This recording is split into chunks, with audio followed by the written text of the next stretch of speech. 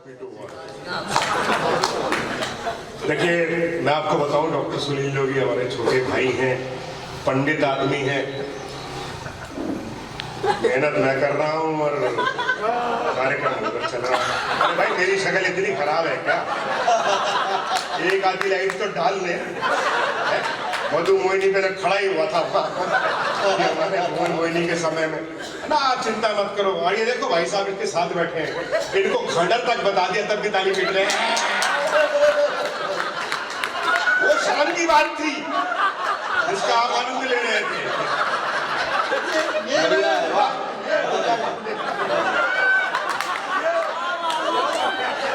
एक बार जोरदार तालियां बजा दीजिए।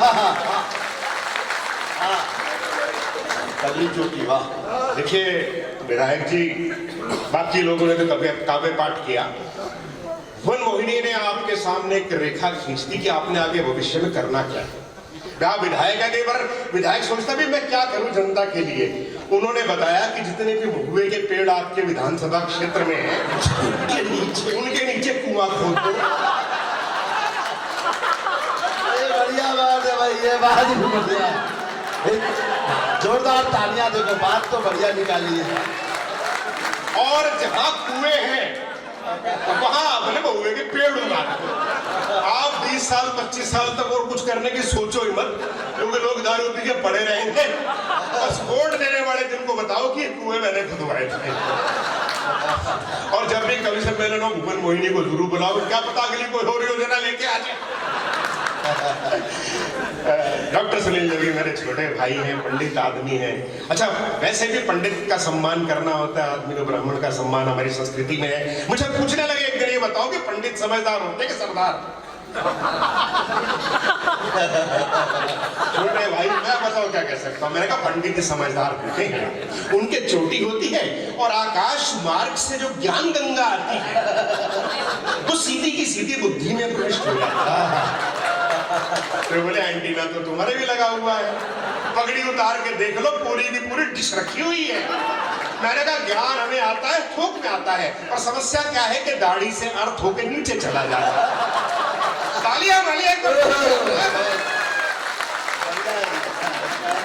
मित्रों, ये तो हास्य की बात थी, लेकिन ईमानदारी की बात यह है कि जब किसी सरदार जी की बुद्धि अर्थ होकर खेतों में पहुंचती है तो वहां फसलें नहीं, सोना लहला उठता है। जब वो बुद्धि अर्थ होकर फैक्ट्री में पहुंचती है तो उत्पादन दुगना तिगुना हो जाता है। और समझ सदन का प्रेम और आशीर्वाद चाहूंगा, जब वो बुद्धि अर्थ होकर सीमाओं पर पहुंचती है तो देश की रक्षा के लिए बंदूकें उठ खड़ी होती हैं। बहुत बढ़िया। इधर अशोक सुंदरानी बात कर रहे थे, उन्होंने इनका टाइम तो ये है, इनका टाइम तो वो है, बता रहे थे आपको। मेरे को तो पहले बुला लिया, अब आत्महत्या कर लूं क्या? भाई साहब कह रहे नहीं करो। ये टाइम पूछ रहे थे, इनके लिए हमेशा उपलब्ध है, क्या चक्कर में पड़े हो तुम? हाँ, होम डिलीवरी तक की व्यवस्था है। ये जानते नहीं है, बाहर के लोग हैं, मैं जानता हूँ। आपने मेरा स्वागत किया था, मैं समझ गया था कौन सा इत्र लगाया हुआ है।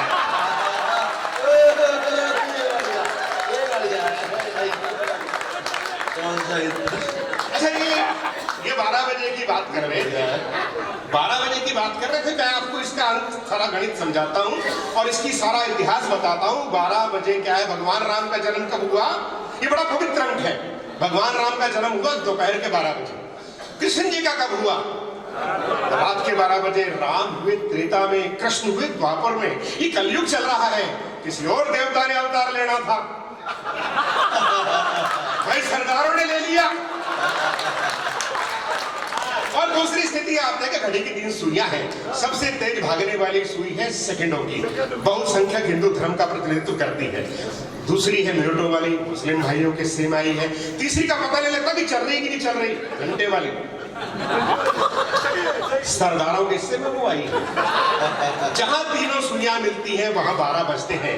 अगर देश में राष्ट्रीय एकता पैदा करनी है, सांप्रदायिक सद्भाव पैदा करना है, प्रेम और भाईचारा पैदा करना है, तीनों सुइयों को मिलाना होगा और देश के 12 बजाने होंगे। और दूसरी बात मैं आपको बताऊं तो इसका इतिहास है, वो ये है कि जब विदेशी आक्रमणकारी हमारी बहन बेटियों को उठाकर ले जाते थे तो हिंदू धर्म के सिपाही सिख रात के 12 बजे धावा बोलते थे, अपनी बहन बेटियों को सुरक्षित उठा कर लाते थे। वो लोग कहते थे कि 12 बज गए, 12 बज गए। इसका इतिहास भाई मेरे लिए है। और कहीं डॉक्टर हरिओम कुमार कहते हैं कि हम कर्जा खाए बैठे हैं गुरु गोविंद की कुर्बानी का। वाह वाह, हम कर्जा खाए बैठे हैं गुरु गोविंद की कुर्बानी का। हम क्या एहसान चुकाएंगे उनकी आंखों के पानी का।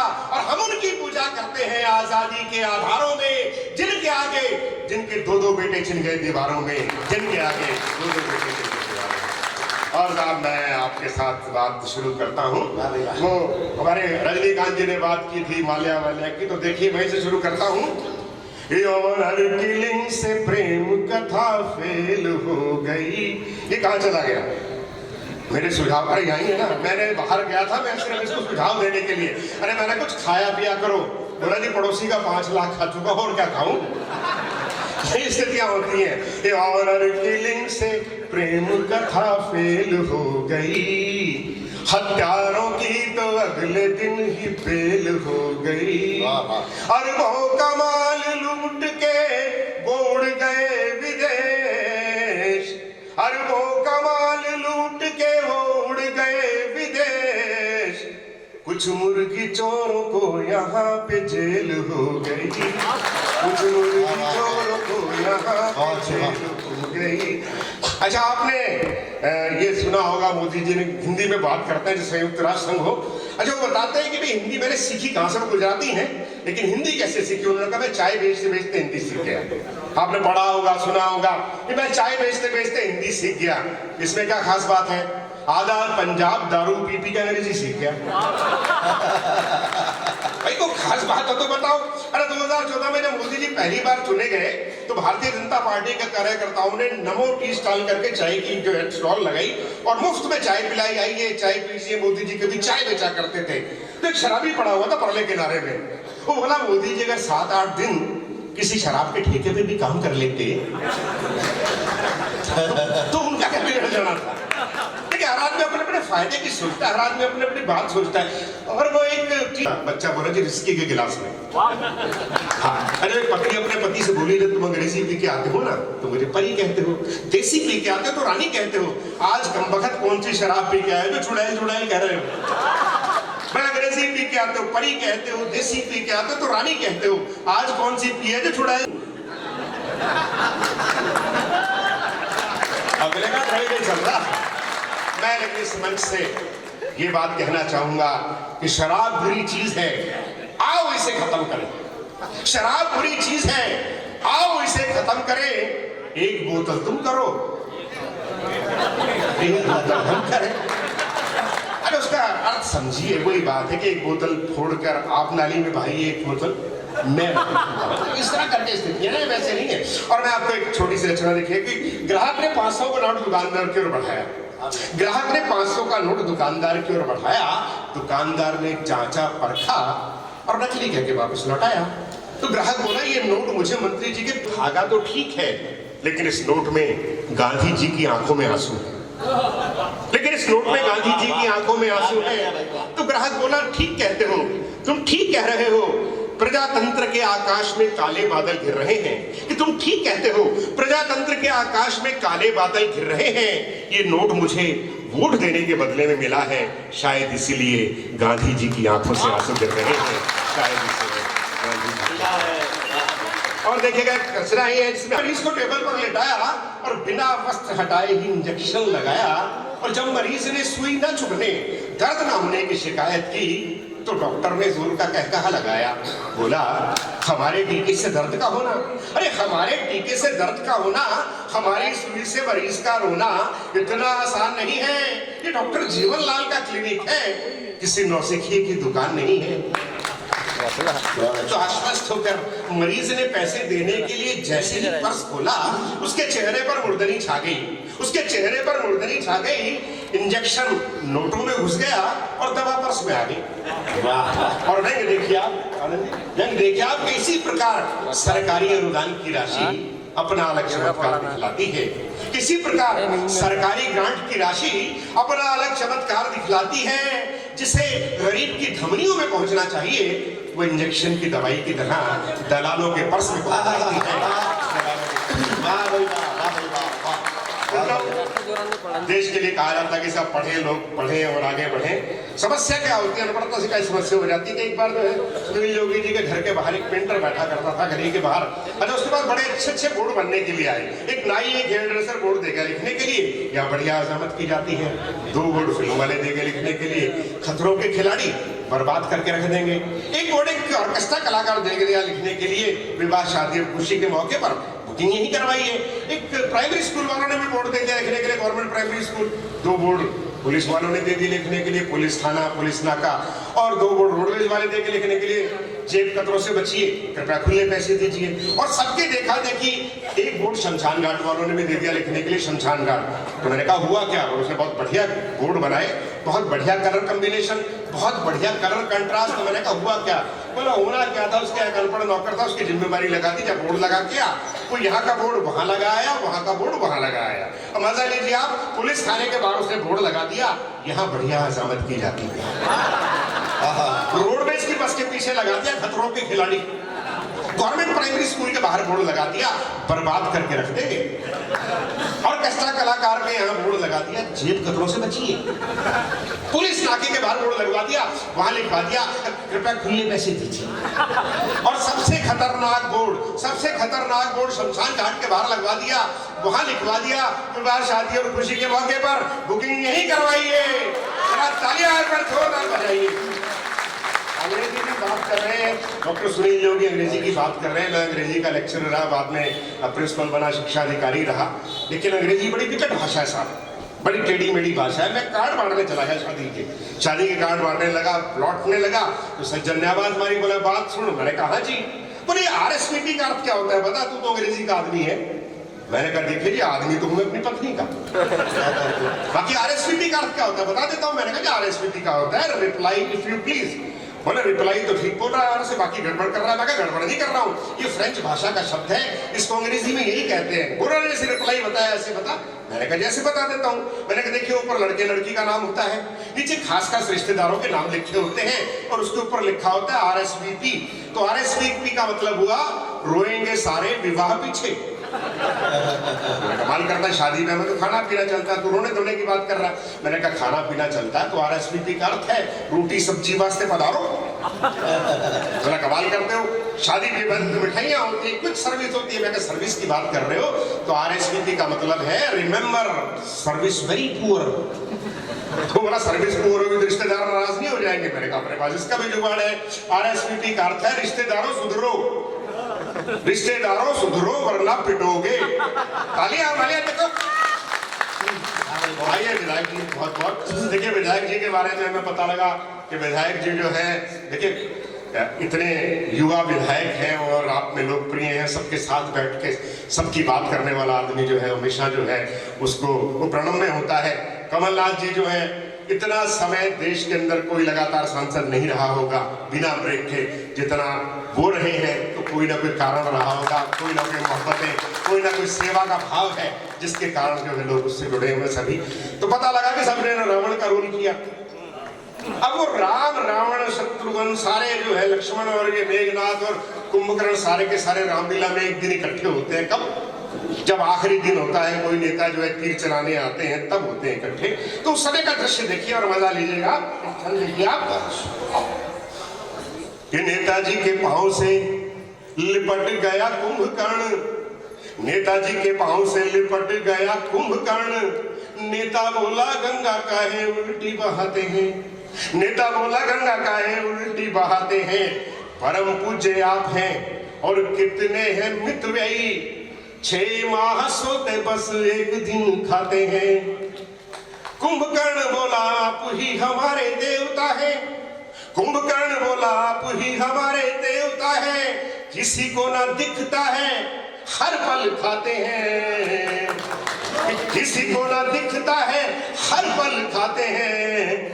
वोट जब पढ़ते हैं आप तब जगते हैं, वोट जब पढ़ते हैं आप तब जगते हैं। आंखें खुली छोड़ 5 साल सो जाते हैं, आंखें खुली छोड़ 5 साल। और ये कोरोना के बारे में इन्होंने बात कही, कुछ 2 छंद कोरोना के सुना के कचरा के बाद में अपना समापन करता हूँ। देखिए कि कोरोना काल जब आया तो कोरोना से पहले की स्थितियां क्या थी और बाद की स्थितियां क्या हैं।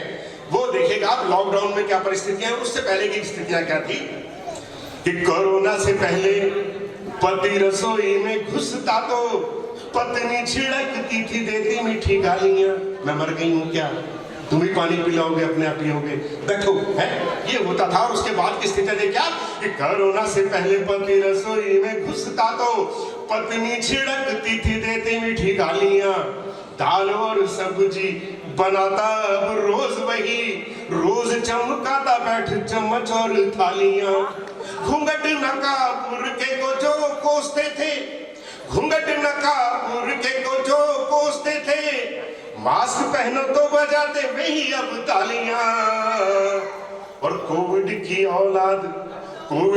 औलाद साले कोरोना के बीज पैदा हो गई है, अब नई नई गालियां पैदा हो गई है। अभी कविता इसका एक छंद मैं पर्टिकुलर सुनाना वो चाहता हूँ। उन्होंने कहा कि वो प्रेमिका से मिलने का चक्कर था, कोरोना में रेड और ग्रीन जोन की बात थी। उसको देखिए कि देश में क्या है, हमारा देश जो बड़ा, हमारे देश की जो जनता है बड़ी जागरूक जनता आगे बढ़ती है, कहीं कोई संकट का समय होता है उसमें अवसर ढूंढने का प्रयास करती है। और मैं अवसर बताता हूँ आपको क्या है।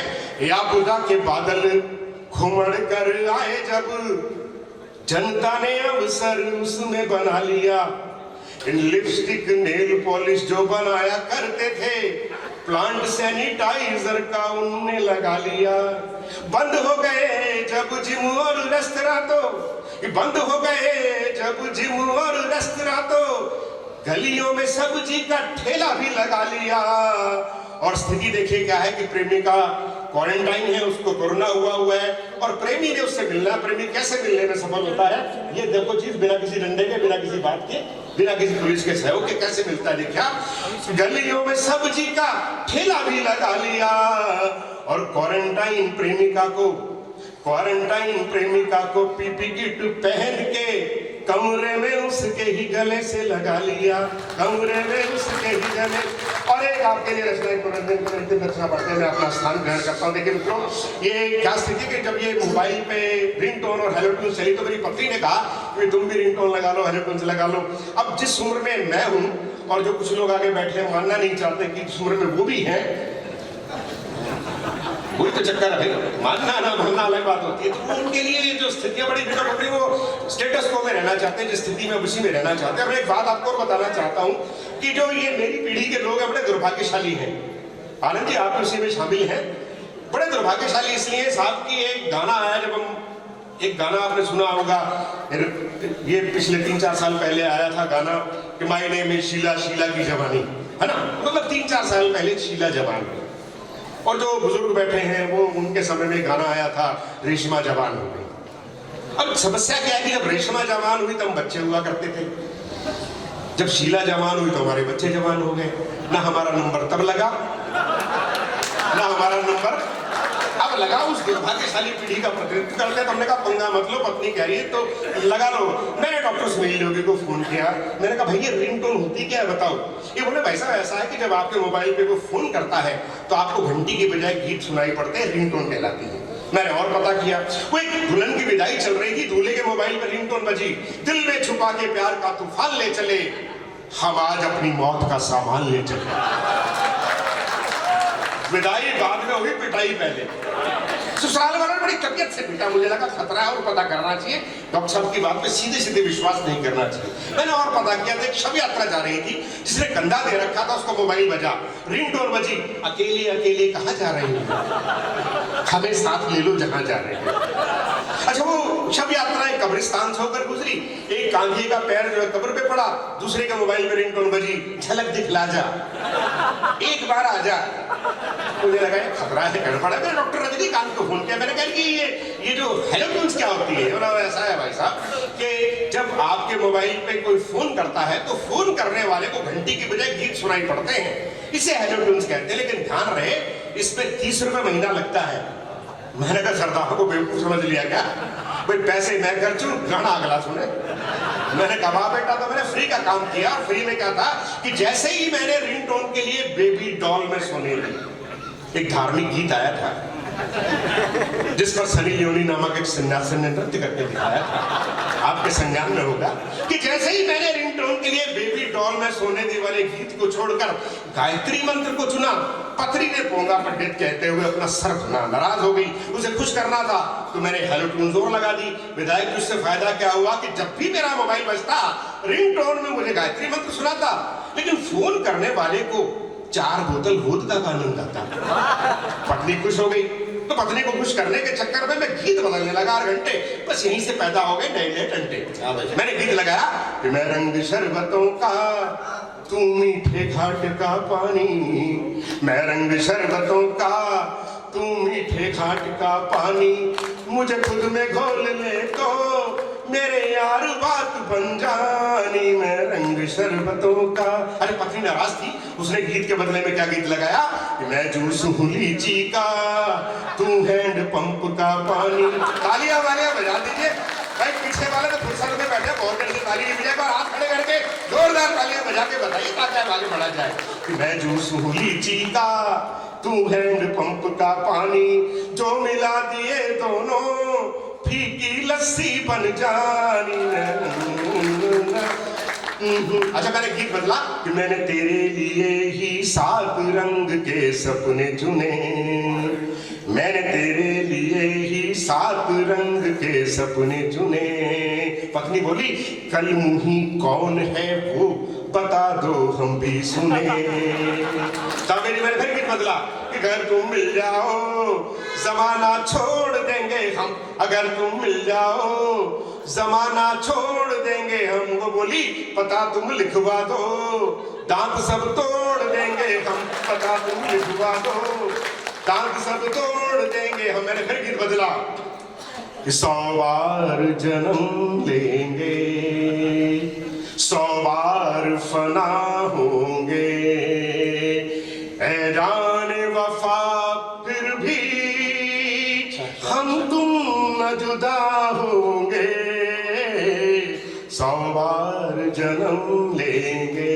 पत्नी बोली ये गीत धर्म विरोधी है, ये गीत धर्म विरोधी है, इसे तुरंत हटाइए। 7 जन्म तक की तो ठीक है, बाकी 93 जन्म किन कलमुनियों के साथ गुजारने का प्रोग्राम बना रखा है, जरा डिटेल में बताइए।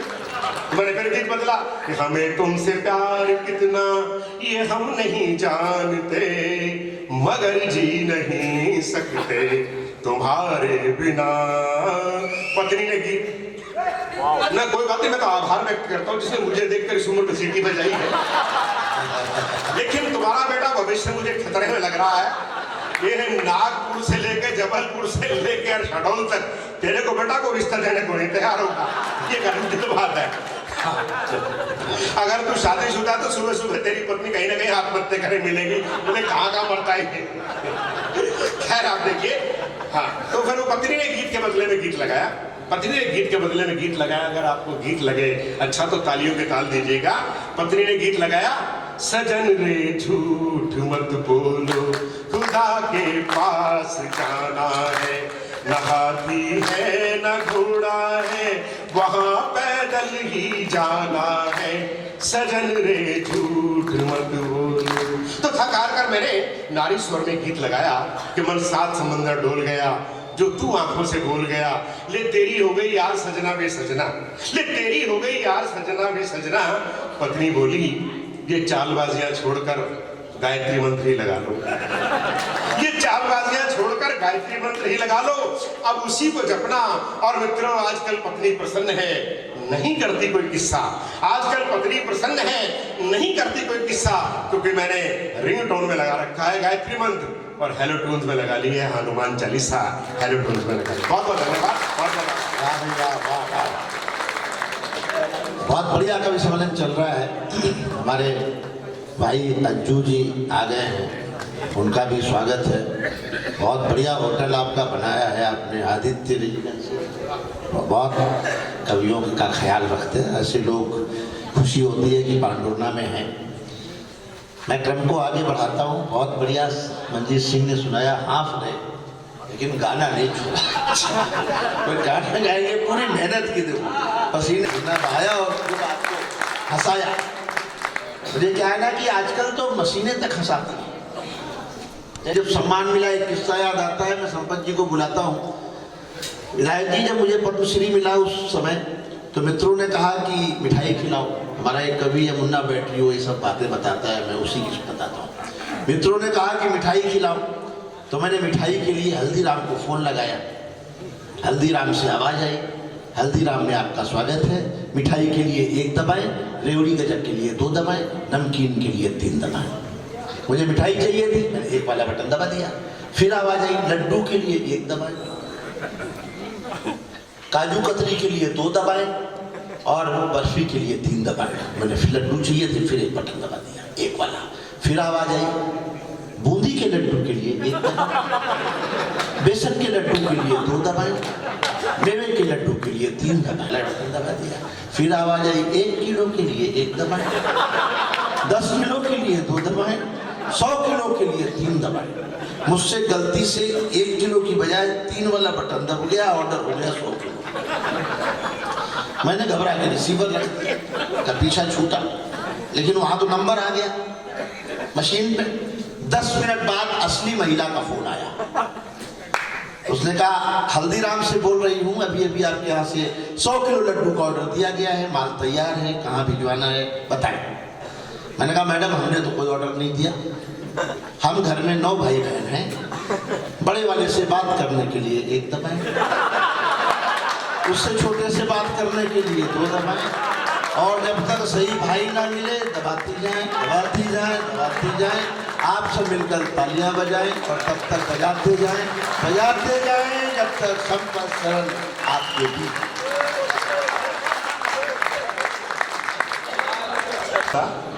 आदरणीय आनंद बख्शी जी जो 4-5 दिन से हम सब लोगों के साथ हैं, आप लोग बहुत अच्छा सुन रहे हैं। मंजीत सिंह जी ने क्या बढ़िया गाकर सुनाया। मैं गाता नहीं हूँ और आपको मेरा एहसान मानना चाहिए कि मुझे गाना नहीं आता है, उसके बावजूद गा नहीं रहा हूँ।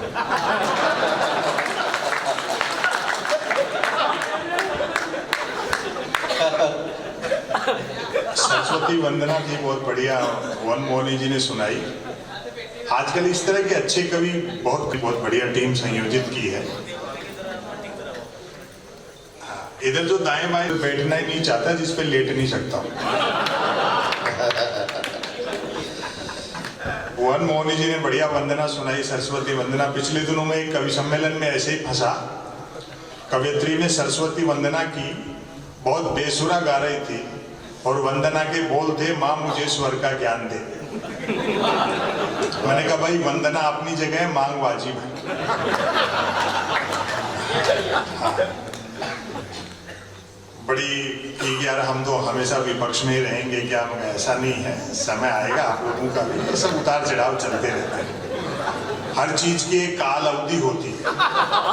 लोग कहते हैं कि साहब दिल्ली में इस तरह की निष्ठुर सरकार कब तक रहेगी, मगर हर चीज का एक टाइम टेबल होता है। गब्बर सिंह अगर शुरू में ही निपट जाता तो 16 साढ़े 3 घंटे थोड़ी चलती।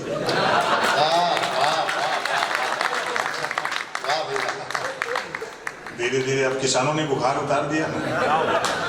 और मैं तो उन लोगों की दुविधा का अंदाजा करूं, उन भक्तों का, न्यूज एंकरों का, जो 3 कृषि कानूनों के फायदे बता रहे थे और अब हटने के बाद में बता रहे हैं कि इनसे ज्यादा लाभदायक कुछ है ही नहीं, हटने के क्या पता। उन लोगों की दुविधा का अंदाज लगाओ। दरअसल क्या है कि मेरे ख्याल से मैं खेती बाड़ी उतनी जानता हूं जितना कृषि मंत्री कविता समझते हैं। बढ़िया है, वाह। बिना विचारे जो करे सो पाछे पछताए, काम बिगाड़े आपनो जग में होत असाय। पहले तो बिना पूछे कानून लागू कर दिए और अब हटाने पड़ रहे हैं।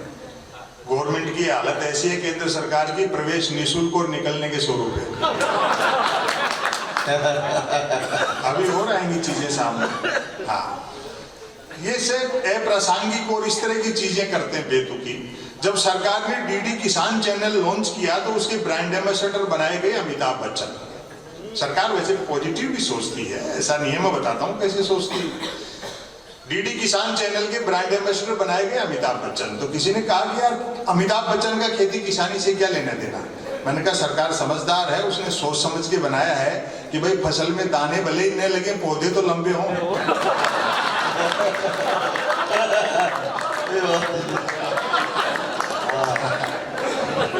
अमिताभ बच्चन जैसे। हाँ, तो इसलिए निराश मत हो के मायूस ना आंगन से उखाड़ो पौधे, धूप बरसी है तो बारिश भी यहीं पर होगी। बहुत सवाल।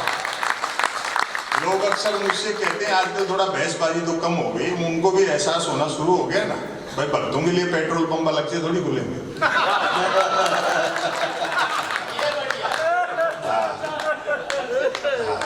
तो वो बहस करते करते अंत में एक ब्रह्मास्त्र है उनके पास, विकल्प क्या है। और जो मैंने जवाब दिया उसका आनंद लेना। बोले विकल्प क्या है? मैं कहा दोस्त ये समस्या बीजेपी की है, देश की नहीं।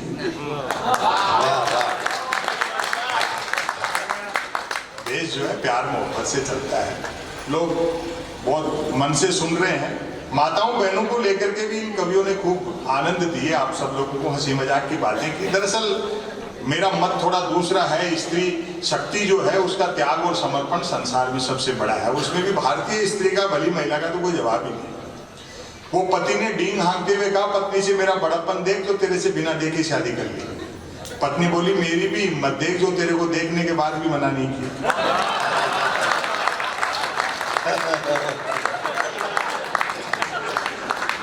समय की अपनी सीमाएं हैं। आपको डॉक्टर जोगी जी को भी सुनना है, पद्मश्री हैं डॉक्टर जोगी जी। अभी कंगना रनौत को पद्मश्री मिली और उसने ऐसा बयान दिया कि आजादी भीख में मिलती। दरअसल गलती उनकी नहीं है, इस देश में मूर्खताओं से बड़ी चहल पहल है। क्या बात है।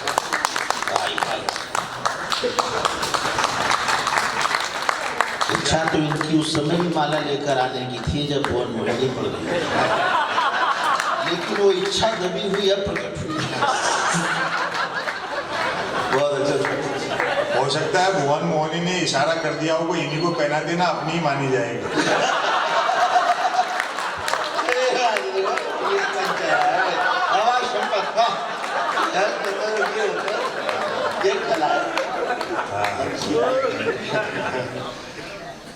स्वागत है।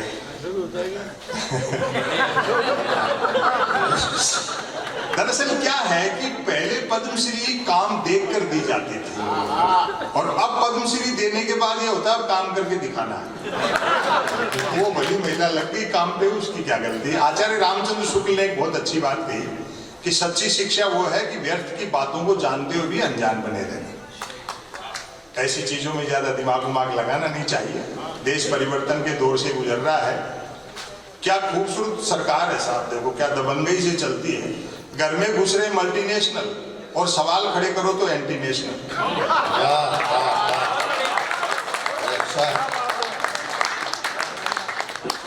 और मीडिया के बंधु यहाँ बैठे हैं क्या?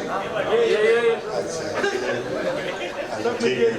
हाँ, ये खैर ये सच को जीते हैं इसलिए आनंद ले रहे हैं, वरना तो जो दशा है वो आप जानते हैं। ये आजाद हिंदुस्तान में पहला मौका है जब गलती सरकार करती है और मीडिया सवाल विपक्ष से करता है। प्रधानमंत्री कदम ताल करते तो मीडिया उसको मार्च पास्ट बताता है। मीडिया का बड़ा भाग दिखता दिए के साथ है लेकिन है हवा के साथ। गलती इनकी नहीं है। क्षेत्रीय चैनल हो, क्षत्रिय जो पत्रकार हैं वो बहुत बढ़िया काम करते हैं, लेकिन तय कहीं और से होता है तो ये जो लिख करके ले जाते हैं वो छपता ही नहीं। वो चीजें सारी अलग हैं। आपके यहाँ तो पता नहीं, हमारे यहाँ तो अखबार 3 चीजों के लिए पढ़े जा रहे हैं: बिजली कटौती, उठावना और राशिफल।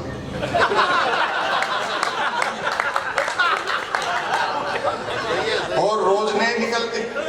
एक दिन तक अखबार के दफ्तर से 2 लोग आके बोले संपत सरल जी नया अखबार लॉन्च कर रहे हैं, आप भी ग्राहक बन जाओ। क्योंकि अखबारों का कोई पाठक तो बनता नहीं, ग्राहक ही बनते। 1 रुपए में 16 पेज।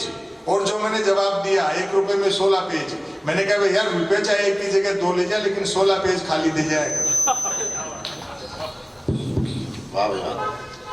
अचानक एक दिन एक अखबार के दफ्तर से फोन आया, बोलो संपत सरल जी आज आपका नाम हमारे अखबार में छपा। मैं बड़ा खुश हुआ, जी आपका अखबार कहाँ मिलता है? बोले हमारा अखबार कोई होकर नहीं बांटता है, जिस किसी का नाम छप जाता है दिन भर वही खरीद खरीद कर बांटता है।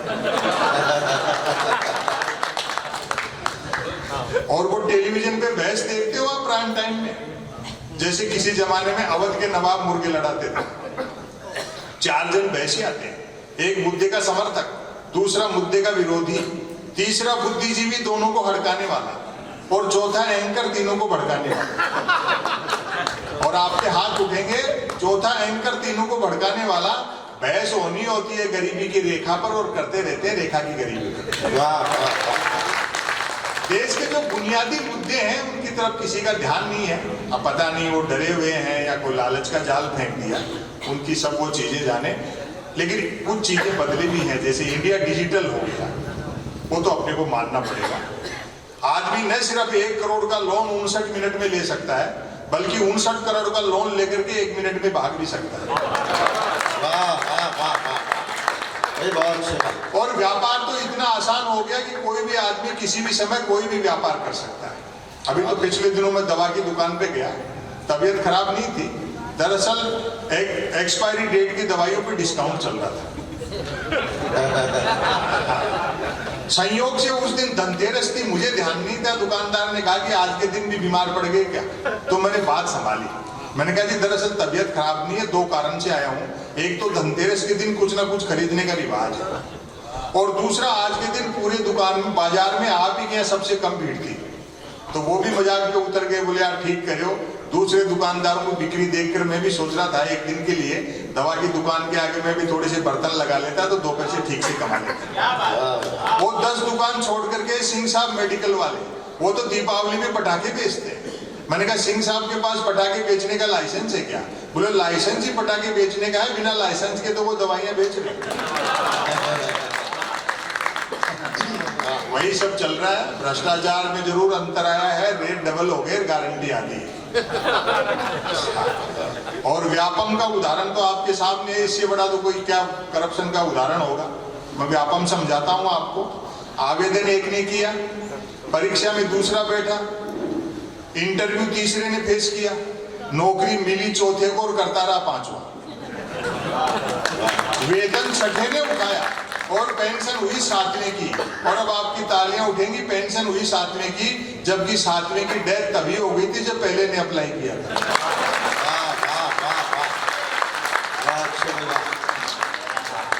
इसलिए जीवन में सहज रहो। एक तो ये आपको विमर्श के बहाने कुतर्कों से उलझाने का काम करते हैं, ऐसे लोग छोड़े गए हैं फेसबुक पे, ट्विटर पे, इंस्टाग्राम पे, सोशल मीडिया पे। मैं सहज रहता हूँ। 2019 में जब चुनाव परिणाम आना शुरू हुए तो ऐसे एक भक्त का फोन आ गया कि भाई मोदी जी को बढ़त मिल रही है ना, बोले और सुनाओ क्या हाल चाल है। मैं सहज रहता हूँ, मैंने कहा जी हालचाल ठीक है और सुनाने के पैसे लेते हैं। फिर उसने दहला फेंका, बोले फिर जीत रहे मोदी जी। मैं कहा अच्छा, हमको भी नया नहीं लिखना पड़ेगा। अक्सर लोग मुझसे शिकायत करते बख्शी जी कि आप एक तरफा क्यों लिखते हैं, बोलते हैं, बैलेंस किया करो। मैंने कहा बैलेंस करने के लिए तो एक तरफा बोलते हैं। जब सब एक तरफ हो तो कवि का स्वस्थ प्रजातंत्र में चुनाव व विपक्ष मजबूत होना चाहिए, और जो चुनाव व विपक्ष मजबूत न हो या कमजोर किया जाए तो ये सारी जिम्मेदारी कवियों की, शायरों की, बुद्धिजीवियों की, पत्रकारों की हो जाती है। हम उसका दायित्व पूरा निर्वहन करते हैं। धीरे-धीरे सब चीजें ठीक हो जाएंगी। एक दिन तो एक इनकम टैक्स के अधिकारी ने मजाक की मेरे से, मैं सहज रहता हूँ, ये सच्ची घटना है। बोले ऐसा तीखा बोलते हो ना संपत सरल जी, किसी दिन छापा वापा वाले आ जाएंगे आपके यहाँ। मैं कहा जी हिंदी साहित्य का लेखक हूँ, मेरी लाइब्रेरी में गबन के नाम पे मुंशी प्रेमचंद के गबन उपन्यास के अलावा क्या मिलेगा? और अगली पंक्तियों पर आपकी तालियां उठेंगी। मगर फिर भी दिल्ली के दबाव में अगर कोई छापा वापा डाल के जबरदस्ती फंसाओगे, हम भी बीजेपी ज्वाइन कर लेंगे।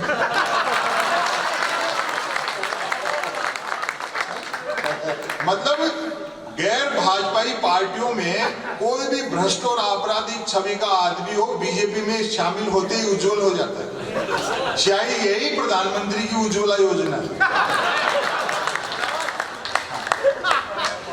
मैं तो पिछले दिनों एक ऐसे कार्यक्रम में बैठा, मुझे पता नहीं था सामने विधायक बैठे हैं किस पार्टी के। मैंने कहा जी कांग्रेस में हो गया?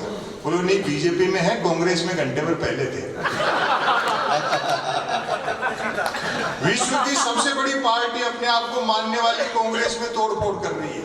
मुझे लगता है 2024 में अगर इसी तरह ये गैर भाजपाइयों को तोड़ते रहे, कांग्रेस के लोगों को तोड़ते रहे, तो 2024 में बीजेपी का चुनाव चिन्ह हो सकता है हाथ के पंजे में कमल का फूल। क्योंकि समय की अपनी सीमाएं हैं, और आपको जोगी जी को भी सुनना है, मैं एक रचना आपको सुना देता हूं। कोई बात नहीं, ये तो डल्ले से उठ के जा रहे हैं। मेरे टाइम तो कई लोग बंद मोबाइल कान के लगा के निकल गए। माताएं बहनें बैठी हैं, मैं थोड़ा सा कुछ ऐसा सुनाना चाहता हूं जिसमें गंभीरता भले ही न हो लेकिन गहराई है। क्योंकि पद्म भूषण गोपाल दास नीरज जी एक बात कहते थे, आपने उनको बहुत सुना होगा कि कवि सम्मेलन में जो आदमी आता है सुनने के लिए, वो जब लौटे तो उसकी भाषा का स्तर ऊंचा होना चाहिए। तो वो कुछ साथ लेकर के जाए। हम तकनीक के दौर में जी रहे हैं, राजनीतिक व्यंग और वो सब अपनी जगह चलते रहते हैं और नया नया लिख के बोलते रहेंगे। हम तकनीक के दौर में जी रहे हैं। टेक्नोलॉजी ने भौगोलिक सीमाएं कम कर दी, आदमी से आदमी को दूर कर दिया। और अब तो स्थिति यह आ गई कि आदमी अपने से दूर होता जा रहा है। मोबाइल आदमी के पंजे में क्या आया, आदमी खुद मोबाइल के पंजे में आ गया। निदा फाजली साहब का एक शेर है, उसको मैं अगर थोड़ा सा बधेर फेर करके कहूं तो कहना चाहूंगा कि धूप में निकलो, घटाओं में नहा कर देखो, जिंदगी क्या है मोबाइल हटा कर देखो। कितना हम समय खो देते हैं इस चक्कर में कि उम्रे दराज मांग कर लाए थे 4 दिन, तो टेलीविजन ने ले लिए तो इंटरनेट ने। आदमी ने गहरा सोचना बंद कर दिया। वहीं से मैंने एक रचना निकाली, पुराने समय का चित्रण इसमें देखेंगे। उन विरोधाभासों में कितना आनंद था। बुजुर्ग लोग यहाँ बैठे हैं, हमें अच्छे दिन नहीं चाहिए, हमें तो वो 14 से पहले वाले बुरे दिन ही लौटा दो भैया, वही अच्छे थे। रचना का शीर्षक है वे भी क्या दिन थे। पहली पंक्ति से आप पकड़ना, पुराने समय के जो विरोधाभास है उनका आनंद है। आप तो बताया कि रावण का किरदार करते हैं। जब असली वाले घूम रहे हो तो अभिनय करने की क्या जरूरत है।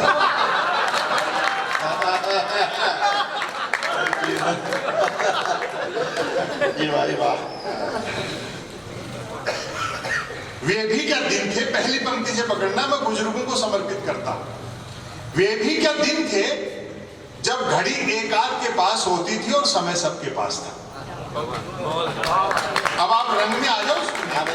अगली पंक्ति पर आपकी करतल ध्वनियां होंगी। वे भी क्या दिन थे जब घड़ी एक आध के पास होती थी और समय सबके पास था। आज की तरह नहीं था कि फेसबुक पर 5000 दोस्त और परिवार में बोलचाल बंद है। विधायक महोदय, आप सब लोग हम कवियों को पैसा देते हैं, 2 उससे हमारे घर चलते हैं, इसको स्वीकार करने में कोई हर्ज नहीं है। उसके बावजूद कवि सम्मेलन हमारे लिए धंधा नहीं, एक मिशन है। हमारी कोशिश रहती है मोबाइल इंटरनेट में उलझी पीढ़ी शब्दों से मोहब्बत करे, किताबों की तरफ लौटे, बुजुर्गों का सानिध्य हासिल करे। एक निवेदन कर दूं दोस्तों, दुनिया की कितनी भी एडवांस टेक्नोलॉजी हो, उजाला बनाया जा सकता है, धूप नहीं बनाई जा सकती। तब आप देखें पुराने समय की विरोधाभास। तब मोबाइल तो क्या, लैंडलाइन फोन तक नहीं होता था, अतः झूठ सिर्फ आमने सामने मिलने पर ही बोला जाता था। खान पान शुद्ध था और याददाश्त अच्छी थी। हर व्यक्ति को 7 पीढ़ियां याद रहती थी, अपनी भी और गाली गलौज होने पर दूसरों की भी। हमारी प्राथमिक शिक्षा तो ऐसी थी जिसमें शिक्षा प्राथमिक नहीं थी। हमारा 50 बच्चों, 3 अध्यापकों, 2 पेड़ों और 1 कमरे का स्कूल हुआ करता था। आज तो इतने के बल पर लोग यूनिवर्सिटी चला रहे हैं। पढ़ाई लिखाई को लेकर कतई तनाव नहीं रहता था, क्योंकि हम विद्यार्थियों और अध्यापकों के बीच एक समझौता था कि सप्ताह में 3 दिन वे स्कूल नहीं आएंगे और 3 दिन हम।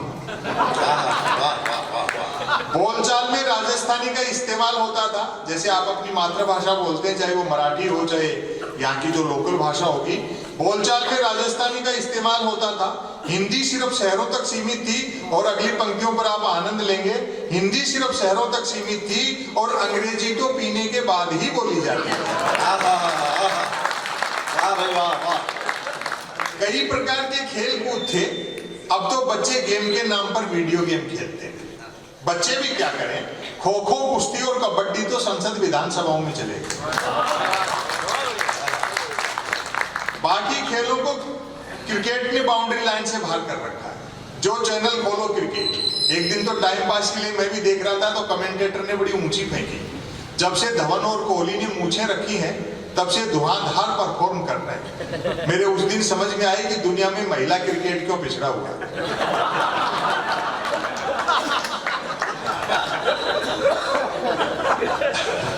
अब आप अपना बचपन किशोरावस्था याद करें और आनंद लें।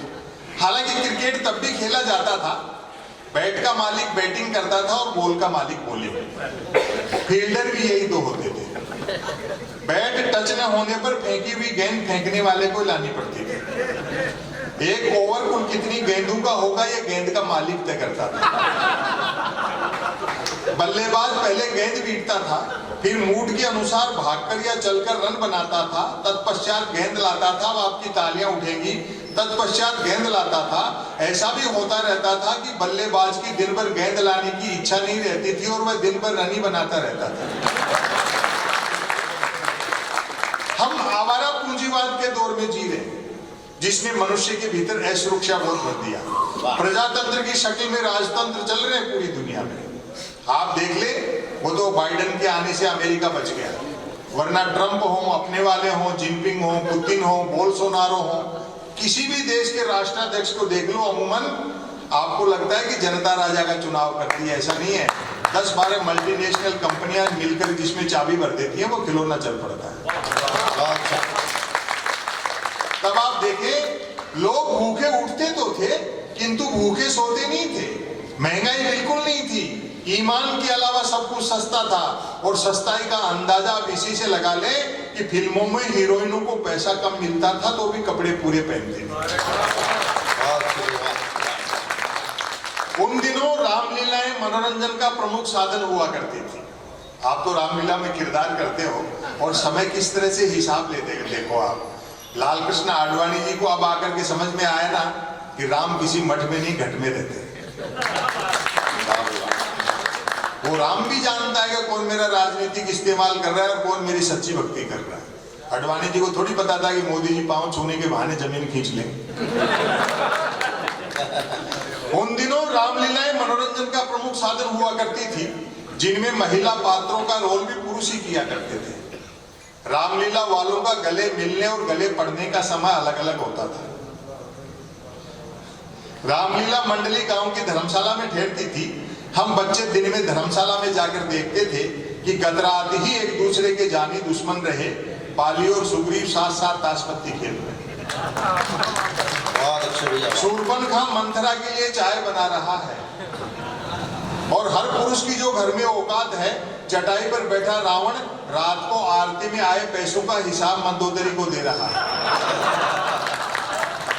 यहीं आकर के मंजिल का पता मालूम होता है। वो मोदी जी ने भी एक ही बार ऊंची फेंकी थी कि मेरा सीना 56 इंच का है। मैं कहा भैया, शादी करके पत्नी को भूलने की सुविधा होती तो हमारा भी इतना ही होता। लोग पैदल चलते थे और पदयात्राएं करते थे, जो कि पद प्राप्त करने के लिए नहीं होती थी। कुछ एक के पास साइकिलें होती थी जो 4 रोटियों में 40 का एवरेज देती थी। कारें मोटरसाइकिलें तो छोड़ो, बसें तक गिनती की हुआ करती थी। जहाज और हवाई जहाज तो हम किताबों में देखते थे और कॉपियों पे बनाते थे। याद आती हैं वे मीटर गेज की कोयले के इंजन वाली गाड़ियां। तय करना कठिन था कि ट्रेन और यात्रियों में कौन किसको ढो रहा है। उनकी स्पीड का तो यह हाल था कि घंटे आधे घंटे का सफर होता था तो भी लोग 3 वक्त का खाना बांध कर चलते थे। ट्रेन में चढ़ने में जितना पसीना आता था, उतरने में उससे अधिक आता था। और बारीक व्यंग देखें आप, बहुत अच्छा सुन रहे हैं, समापन की ओर बढ़ता हूं। यात्री काठ की सीटों पर काट के उल्लू बने बैठे रहते थे। डिब्बे में डफली वालों का गाना बजाना चलता रहता था। और भारतीय मनुष्य का मनोविज्ञान देखना और पकड़ लो तो मुझे बता भी देना। डिब्बे में डफली वालों का गाना बजाना चलता रहता था। खड़े यात्री भजन पसंद करते थे और जिन्हें सीट मिल जाती थी वे गजल। लोग फरमाइशें करते रहते थे और डफली वाले गाते रहते थे। डफली वालों को पैसा देने का वक्त आता था तब फरमाइशें करने वाले खुद गाने लगते थे। और मोदी जी किसको सुधार देंगे? जो हमारे डीएनए में है। इस बार तालियां रोक सको तो रोक के बताना। चूंकि यात्री को सामान की भी स्वयं ही रक्षा करनी होती थी, अतः खाली हाथ चढ़ते थे तो भी सामान लेकर ही उतरते थे। चिट्ठी पत्री का दौर था। SMS ईमेल वाले क्या जाने पत्र लेखन का स्वाद। और हमारे एक बड़े शायर है उदय प्रताप सिंह जी, जो समाजवादी पार्टी के सांसद भी रहे, उनका एक शेर है कि मोबाइलों के दौर के आशिक को क्या पता, रखते थे कैसे खत में कलेजा निकाल कर। SMS ईमेल वाले क्या जाने पत्र लेखन का स्वाद। पत्रों में व्याकरण अशुद्ध होते हुए भी आचरण शुद्ध होता था। मैंने तो स्वयं कई बार अपने पिताजी को चरण स्पर्श की जगह आशीर्वाद लिखा है। खत लिखता हूं खुद ही न समझना, अर्थात प्रेम पत्र लालशाही से लिखकर अपने खून से लिखा बताने का रिवाज तब भी था। परिणाम भी वैसा ही निकलता था। जिन्होंने वैसे प्रेम पत्र लिख लिख कर कबूतर उड़ाए थे, आज बेचारे शादीशुदा और तोते उड़े हुए। शादी से याद आया, तब शादियों में व्यर्थ का धूम धड़ाका और दिखावा नहीं होता था। बस 2-4 बाराती बैंड पर बजती बीन की धुन पर नागिन डांस कर लेते थे, क्योंकि तब बीन बनाने के लिए रुमाल ही 2-4 बारातियों के पास होते थे। और एक मार्मिक बंद इसका समापन करता हूं, वह टीवी नहीं रेडियो का युग था। टेलीविजन ने एक बड़ा नुकसान ये किया कि जो सुनने वाली कलाएं थी उनको देखने वाली कलाएं बना दिया, तो आदमी का ध्यान बढ़ जाता है, तो वो कला का उतना आनंद नहीं ले पाता। हालांकि मोदी जी के मन की बात से रेडियो के तो अच्छे दिन आए, ये मानना पड़ेगा। हाँ, पहली बार जब रेडियो पे मन की बात की तो राष्ट्रपति ओबामा ने अमेरिका से बधाई दी कि मोदी जी आज तो आपको रेडियो पे देखा। वह टीवी नहीं रेडियो का युग था। व्यक्ति बंदूक भले ही बिना लाइसेंस के रख सकता था, किंतु रेडियो के लिए लाइसेंस अनिवार्य था, जो पोस्ट ऑफिस में रिन्यू कराना पड़ता था। याद आते हैं अमीन सयानी का बिना का गीतमाला, जसदेव सिंह की हिंदी कमेंट्री, कृष्ण कुमार भार्गव, देवकी नंदन पांडे और रामानंद प्रसाद सिंह के समाचार। और अब आपकी तालियां उठेंगी। गर्दन झुकाकर बीबीसी तो ऐसे सुनते थे जैसे आज बीबीसी सुनते। बड़ी मोहब्बत दी आपने, मेरा आना सार्थक हुआ। 4 दिन की पूरी थकान उतार दी आपने इतनी रचना अच्छे से सुन करके। मैं इसका समापन करता हूँ। समापन पर तालियां बजा देना, वरना इसको फिर शुरू कर सकता हूँ। सच है गन्ने का रस सूख जाए तो वह लाठी रह जाता है। तब हमारा जीवन कछुए की तरह था, आज हम खरगोश की तरह दौड़ रहे हैं, अर्थात भाग सब रहे हैं और पहुंच कोई नहीं रहा। समय की अपनी सीमाएं हैं कि वक्त आता है, वक्त जाता है, वक्त को संभाल कर रखिए, वक्त बेवक्त काम आता है। जो भी जी को भी आपको सुनना है, मैं चाहता हूं कि वो आए और अपना रचना पाठ करें। वो मस्ती के कवि हैं, उनके यहाँ पत्रस भी लाजवाब है, मस्ती भी लाजवाब है और गहरे अर्थ वाले व्यंग्य भी लाजवाब है। व्यंग्य आप जानते हैं किस तरह से किया जाता है। जैसे अभी कांग्रेस या गैर भाजपाई लोग प्रधानमंत्री की डिग्री पे सवाल उठाते हैं, ये गलत बात है। हाँ, अभी मैं 5 दिन से मैंने खरीदा नहीं है। मैं दूसरों के पेट्रोल पे घूम रहा हूँ, जैसे मोदी जी घूमते। अच्छी बात है, जाकर के और मेरे काफी ऑडियो आ गया आप लोगों के पास। पेट्रोल पंपों पे प्रधानमंत्री और ये आए होंगे ना सारे, वो सब चलता रहता है। व्यंग्य क्या है देखो आप, अभी आपने डिग्री पे सवाल उठाए, भाई गलत बात है। जब सैटेलाइट लॉन्च होकर के अपनी कक्षा में स्थापित हो गया, धरती के चक्कर काट रहा है, फिर क्यों डिजाइन पे बहस कर रहे हैं? हालांकि बाद में 2 भाजपाइयों ने बाकायदा प्रेस कॉन्फ्रेंस करके प्रधानमंत्री की डिग्रियां दिखाई, तब जाकर विरोधियों की मुंह बंद हुए कि हमारे प्रधानमंत्री ने न सिर्फ MA कर रखा बल्कि BA भी कर रखा।